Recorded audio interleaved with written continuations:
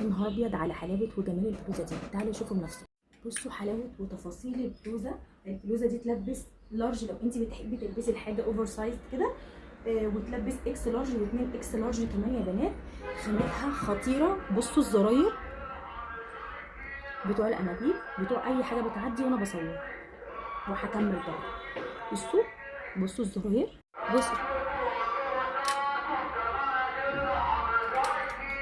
بصوا يا بنات تفاصيل البلوزه شكلها تجنن.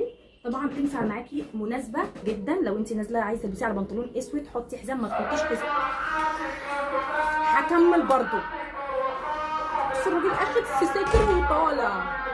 لو عايزه عندك بلوزه، عندك مناسبه وعايزه تلبسي البلوزه اوكي، هتلبسيها على بنطلون اسود او ايا كان، بتستخدميها بالطريقه اللي تريحك. لو انت عايزه تلبسيها في الخروج العادي هتبقى قمر قوي. انا لبستها على بنطلون جينز زي ما انت شايفه كده، خطيره بشكل مش طبيعي. مش فاكره قلت لكم ان هي تلبس لارج لو انت عايزه تلبسيها كده واسعه، وتلبس اكس لارج و2 اكس لارج يا بنات. وهقفل عشان ما انزلش خلاص فقعني من الصبح عماله. يلا بحبكم قد الدنيا بحالها، واشوفكم على خير الفيديو جاي. واللي البلوزه تعجبه سكرين شوت على الخاص على طول. باي.